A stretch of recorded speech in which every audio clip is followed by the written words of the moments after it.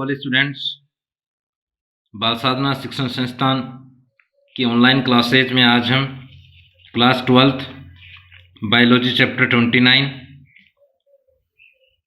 Chemical coordination in human, Hindi में कहेंगे मानव में रासायनिक समन्वय के टॉपिक गोनेड ग्लैंड, हिंदी में कहेंगे जनद ग्रंथियां का अध्ययन करेंगे। सो topic is gonad glands. Glands का अर्थ है गांठनुमा संरचनाएं, वो भी उपयोगी गांठनुमा संरचनाएं। गोनेड सामान्यतः नर मनुष्य में जो प्राथमिक व मुख्य जननांग होता है टेस्टिस, वह मादा मनुष्य में जो प्राथमिक व मुख्य जननांग होता है ओवेरी यानी अंडाशय, दोनों को सामूहिक रूप से गोनेड कहते हैं। जैसे स्पर्म व ओवम शुक्राणु व अंडाणु को गेमिट कहते हैं, उसी प्रकार वृषण व अंडाशय जो कि वृषण नर मनुष्य का व ओवेरी मादा मनुष्य का मुख्य जननांग है, उन्हें सामूहिक रूप से जनद कहते हैं। ये बोल सकते हैं। फर्स्ट है टेस्टिस, या हिंदी में कहेंगे इसे वृषण। फर्स्ट तो है ये नर मनुष्य में उपस्थित होता है, यानी मेल गोनेड्स है। टेस्टिस एक मेल गोनेड ग्लैंड है, नर जनद ग्रंथि है। दूसरा है ओरिजन। ओरिजन में मीजोडर्मल है, यानी मीजोड्रम जनन स्तर से इसकी उत्पत्ति मानी जाती है। नेक्स्ट है नंबर। नंबर होते हैं 1 पेयर, एक जोड़ी अर्थात 2। नेक्स्ट है लोकेशन और पोजीशन, कि स्वस्थ मनुष्य में इनकी स्थिति कहाँ है। उदर गुहा से बाहर वृषण कोश में, आगे जनन तंत्र का चैप्टर हम पढ़ेंगे, वहां भी रिपीट होगा दोबारा ये। उदर गुहा के बाहर आउटसाइड अब्डोमिनल कैविटी बोलते हैं। वृषण कोश में सेकोट्रल शेक बोलते हैं इसे, वृषण कोश में स्थित। नेक्स्ट है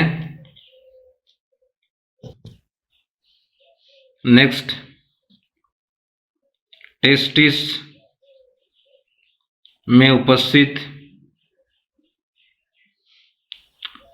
लेडिंग सेल,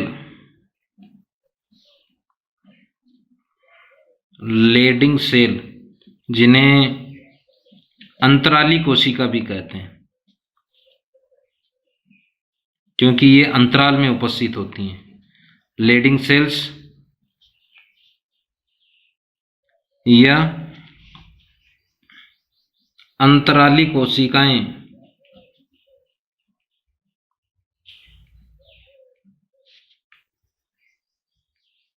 अंतःस्रावी प्रकार की होती हैं, यानी अंतःस्रावी का अर्थ है हार्मोन का स्रावण। तो हार्मोन का स्रावण वृषण में उपस्थित लेडिंग सेल करती हैं, जिन्हें अन्य अर्थ में इंटरस्टिशियल सेल व अंतराली कोशिकाएं कहते हैं, क्योंकि टेस्टिस में जो गैप पाए जाते हैं, जो अंतराल उपस्थित होता है, उस अंतराल में ये सेल्स पाई जाती हैं। नेक्स्ट है हार्मोन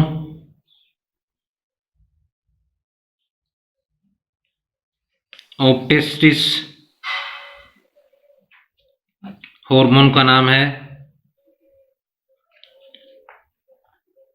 टेस्टोस्टेरोन।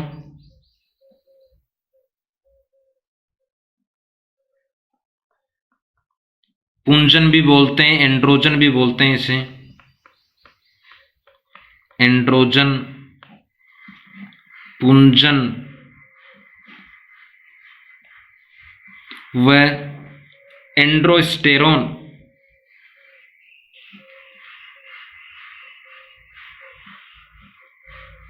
ये हार्मोन है टेस्टोस्टेरोन, जिसे पुंजन भी कहते हैं, एंड्रोजन भी कहते हैं। सेकंड है एंडोस्टेरोन,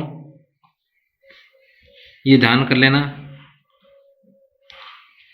स्टीरॉयड नेचर के होते हैं दोनों hormone, steroid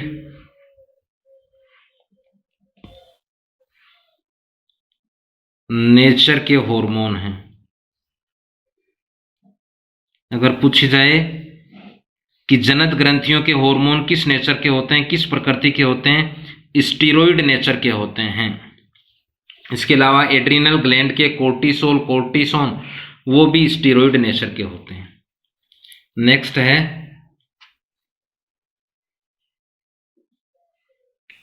control of testis hormone. नर मनुष्य में जो टेस्टिस से स्रावित हार्मोन है टेस्टोस्टेरोन व एंडोस्टेरोन का नियंत्रण किसके द्वारा होता है? LH या ICSH। पीयूष ग्रंथि में विस्तार पूर्वक हमने पढ़ा है, ये आर्तव चक्र के चैप्टर में भी हमने पढ़ा है। LH का ही अन्य नाम है ICH। LH या ICH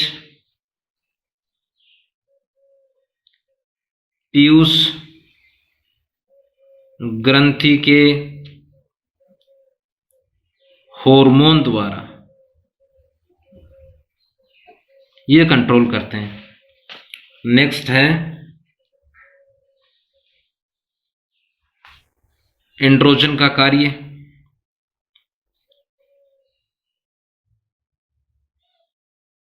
function of hormone. Hormone कौन सा पढ़ा हमने? Androgen, androsterone, testosterone. उसका कार्य है नर मनुष्य में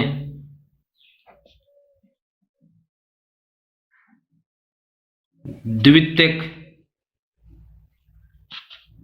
गौण लैंगिक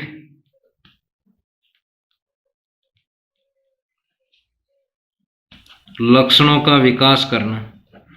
देखो, जन्म के समय चाहे बॉय हो चाहे गर्ल हो, उसमें जो लक्षण रहते हैं उन्हें प्राथमिक गौण लैंगिक लक्षण कहते हैं, जो दोनों में समान होते हैं, लगभग जैसे आवाज एक जैसी है। परंतु एक निश्चित एज के पश्चात नर व मादा मनुष्य में हार्मोन के प्रभाव से कुछ आवश्यक परिवर्तन होते हैं। उन आवश्यक परिवर्तनों को बोलते हैं द्वितीयक गौण लैंगिक लक्षण। जैसे पहला है भारी आवाज, मोटी आवाज बोल सकते हो आप। नेक्स्ट है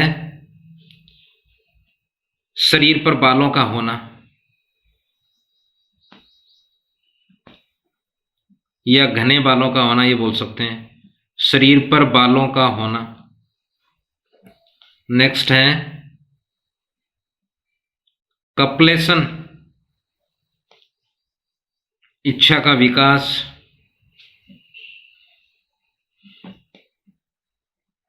नेक्स्ट है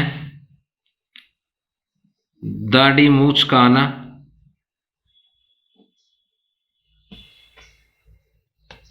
ये सामान्यतः नर मनुष्य में एक निश्चित एज के पश्चात, लगभग 14 से 16 ईयर्स की एज के पश्चात कुछ विशेष प्रकार के लक्षणों का विकास होता है, जिन्हें द्वितीयक गौण लैंगिक लक्षण कहते हैं। जैसे आवाज का भारी होना, शरीर पर बालों का होना। इसके अलावा ये बोल सकते हैं दाढ़ी मूंछ का आना। नेक्स्ट है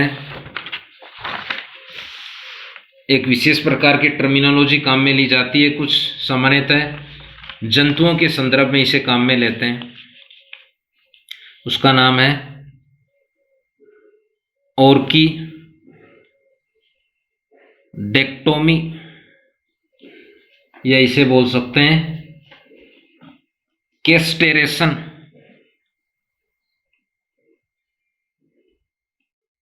हिंदी में इसे बोलते हैं जनदनाशन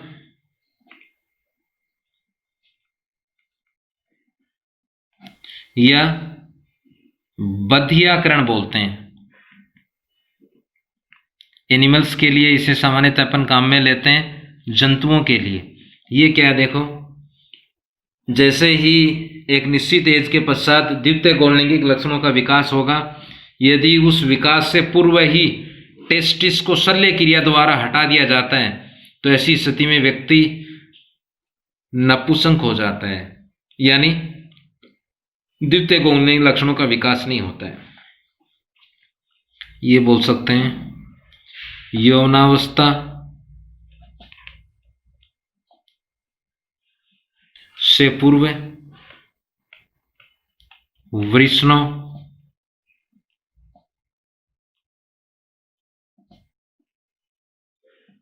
को शल्य क्रिया द्वारा हटा देने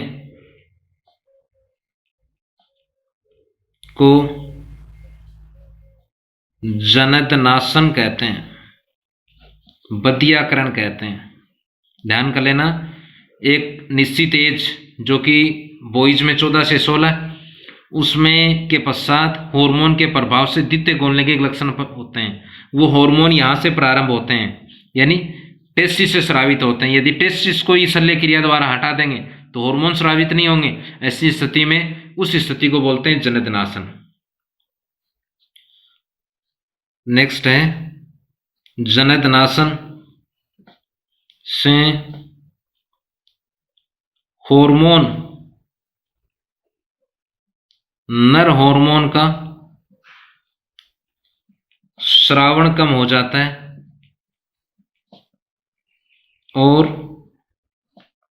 व्यक्ति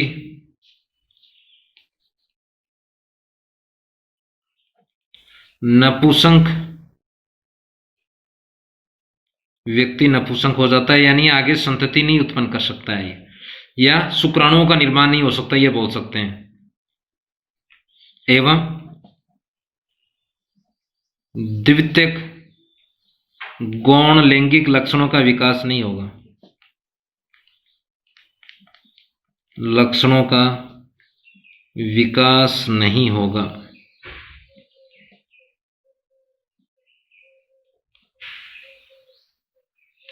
वर्तमान में अनेक बधिया जीव उत्पन्न किए जाते हैं, जैसे घोड़े, मुर्गे और ऐसे प्राणी सरल होते हैं स्वभाव में। पशुपालन में बधिया, घोड़े, बधिया मुर्गे और भी बहुत सारे जंतु जो हम घरों में भी काम में लेते हैं,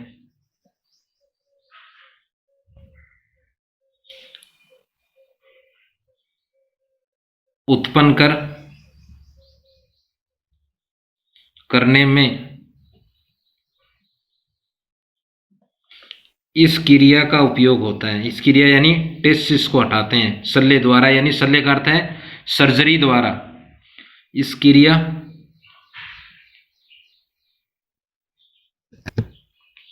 का उपयोग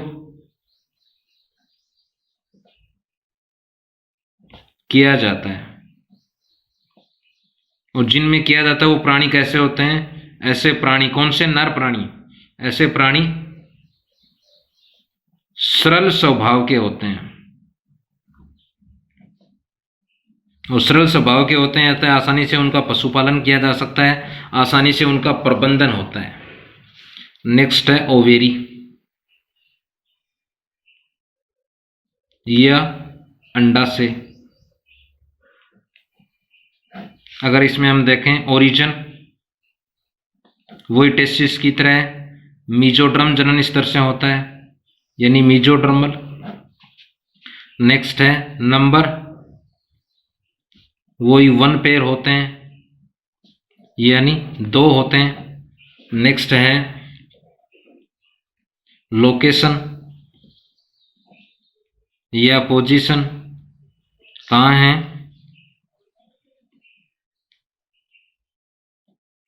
उदर गुहा में, उदर गुहा में, एब्डोमिनल कैविटी में। नेक्स्ट है हार्मोन, इसके हार्मोन भी हैं, स्टेरॉइड नेचर के होते हैं। फर्स्ट है प्रोजेस्टेरोन।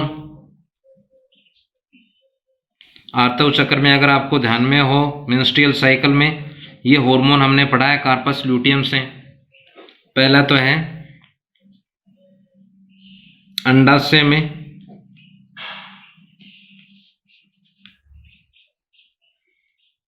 कार्पस ल्यूटियम, हिंदी में इसे बोलेंगे पित्तपिंड। कार्पस ल्यूटियम पीले रंग की ग्रंथि से स्रावित, ये तो है श्रावण की। कहां से होगा?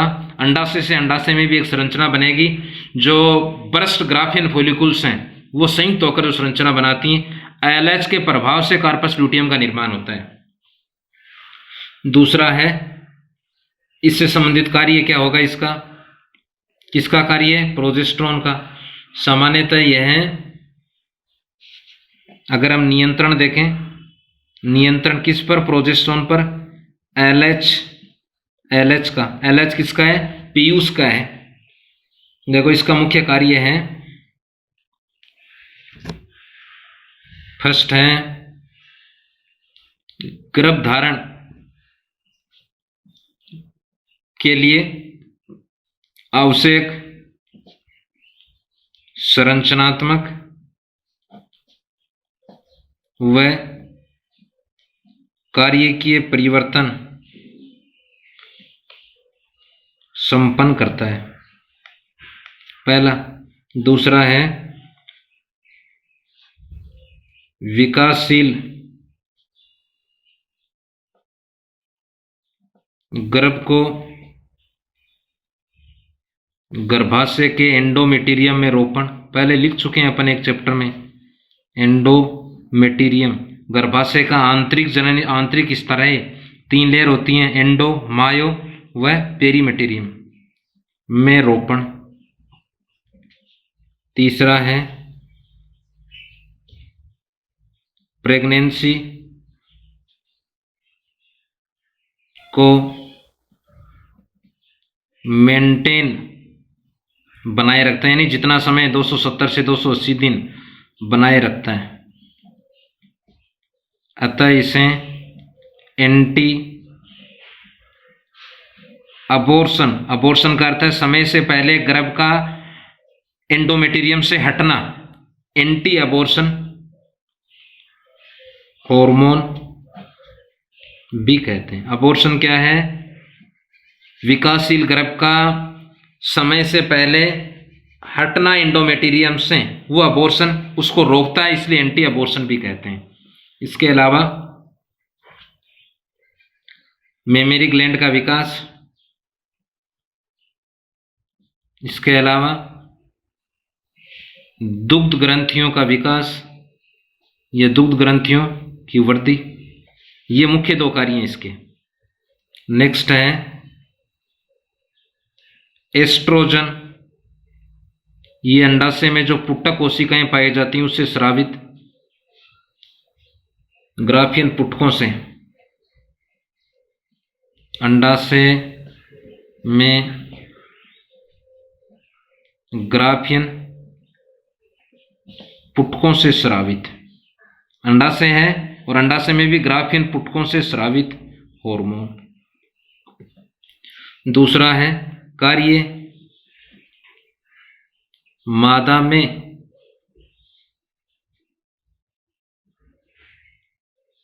द्वितीयक गौण लैंगिक लक्षणों का विकास करना। जैसे फर्स्ट है, ये मादा में कौन कौन से हो सकते हैं, जैसे आवाज का बारीक होना, सुरीला बोल सकते हो आप, थिन बोल सकते हो। नेक्स्ट है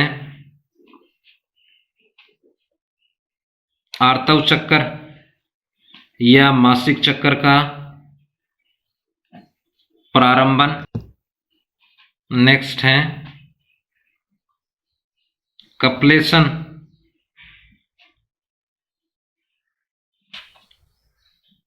नेक्स्ट है शालीनता।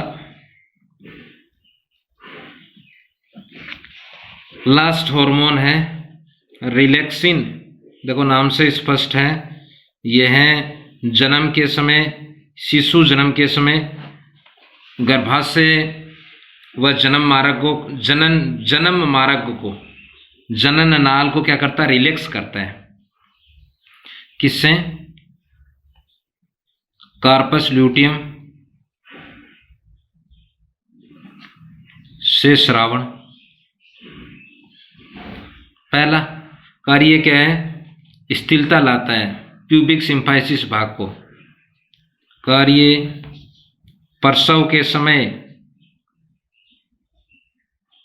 प्रसव यानी शिशु जन्म,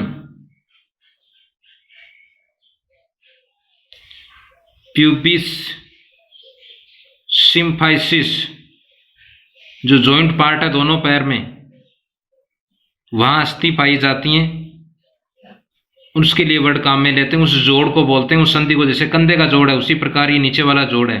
प्यूबिक सिम्फाइसिस के जोड़ में स्थिरता लाना,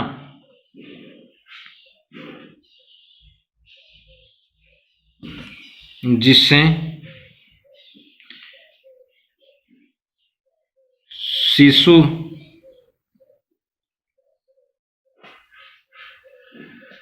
जन्म में आसानी होती है। इसलिए ये बोल सकते हैं ये हार्मोन शिशु जन्म में सहायक है। नेक्स्ट अगर हम देखें, कुछ बार एस्ट्रोजन हार्मोन का अल्पस्रावन होता है, तो ऐसी स्थिति में मेंस्ट्रुअल साइकिल इरेगुलर हो जाता है, अनियमित हो जाता है। ऐसी स्थिति में दो स्थितियां देखो, एस्ट्रोजन हार्मोन के अल्पस्रावन से तो क्या होगा, मेंस्ट्रुअल साइकिल इरेगुलर होगा, अनियमित हो जाता है। द्वितीय गौणलिंगिक लक्षण मादा में कम विकसित हो पाते हैं, जैसे आवाज का बारीक होना, शालीनता है, मासिक चक्कर है, ये अनियमित हो जाते हैं। यदि एस्ट्रोजन हार्मोन का अतिस्रावन होता है तो भी क्या होगा, मेंस्ट्रुअल साइकिल है वो इरेगुलर हो जाता है, अनियमित हो जाता है। साथ में लंबे समय तक ऐसा होने पर कैंसर जैसी डिजीज होने की संभावना रहती है। कहाँ? ओवेरी पार्ट में ओवेरी कैंसर होने की संभावना रहती है। So thanks, have a nice day students.